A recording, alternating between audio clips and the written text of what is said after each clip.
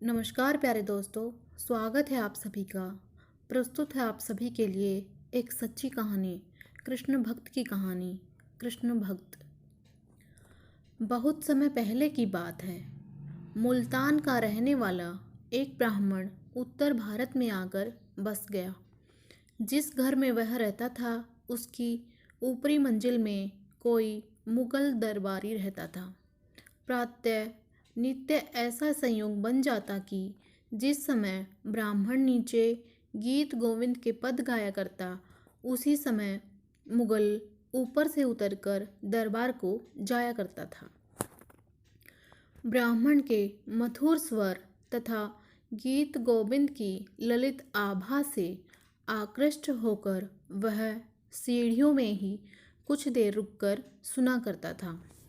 जब ब्राह्मण को इस बात का पता चला तो उसने उस मुगल से पूछा, सरकार, आप इन पदों को सुनते हैं पर कुछ समझ में भी आता है?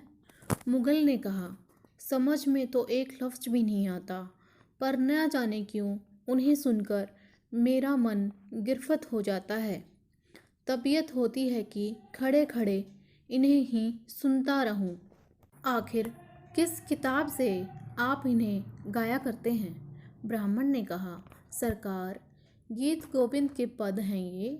यदि आप पढ़ना चाहें तो मैं आपको पढ़ा दूंगा। इस प्रस्ताव को मुगल ने स्वीकार कर लिया और कुछ ही दिन में उन्हें सीखकर स्वयं गीत गोविंद गाने लग गया। एक दिन ब्राह्मण ने उन्हें कहा, आप गाते तो हैं, लेकिन हर किसी जगह इन पदों को नहीं गाना चाहिए।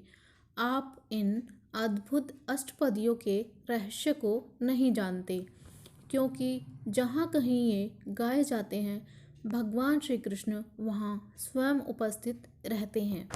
इसलिए आप एक काम करिए, जब कभी भी आप इन्हें गाएं तो श्याम सुंदर के लिए एक अलग आसन बिछा दिया करें। मुगल ने कहा, वह तो बहुत मुश्किल है।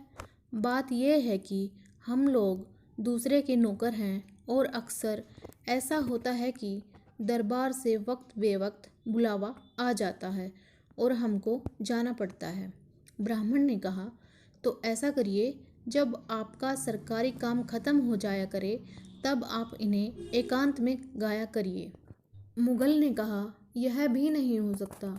आदत जो पड़ गई है, और रही घर बैठकर गाने की बात, सो कभी तो ऐसा होता है कि हमें घोड़े की पीठ पर ही बैठकर 2-2, 3-3 दिन और रात गुजारनी पड़ती हैं।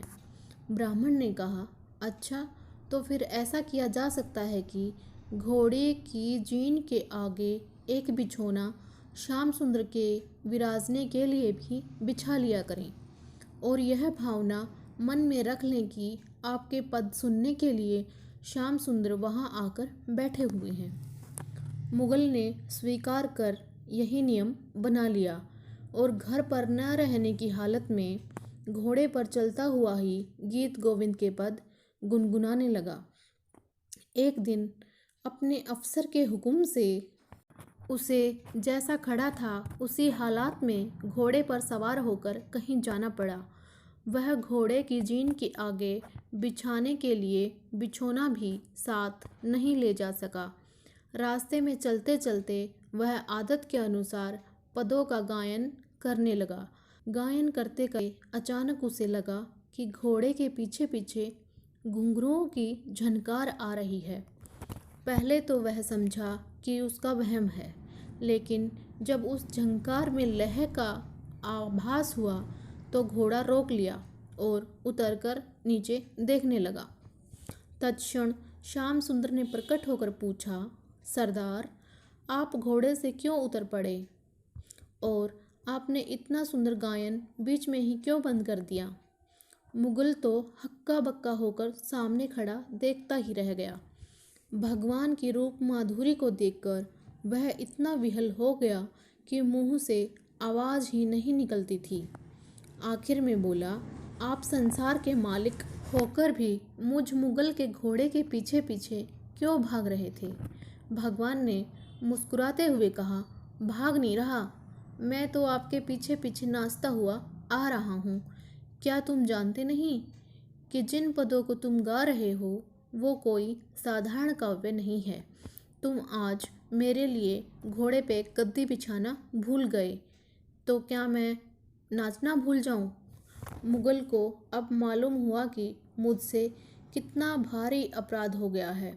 यह सब इसलिए हुआ है कि वह पराधीन था। दूसरे दिन प्रातः ही वह अपने मालिक के पास गया और उसने नौकरी से त्यागपत्र दे दिया और वैराग्य लेकर श्याम सुंदर के भजन में लग गया। सही भी है। एक बार उन महाप्रभु की रूप माधुरी को देख लेने के बाद संसार में और क्या शेष रह जाता है।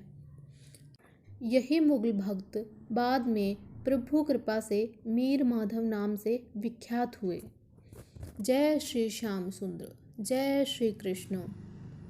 कृष्ण भगवान अपने भक्तों पर सदा अपनी नज़र बनाए रखें। प्यारे दोस्तों, इसी तरह की धार्मिक व पौराणिक कहानियाँ सुनने के लिए आइए जुड़िए मेरे चैनल के साथ, भक्ति ज्ञान गंगा।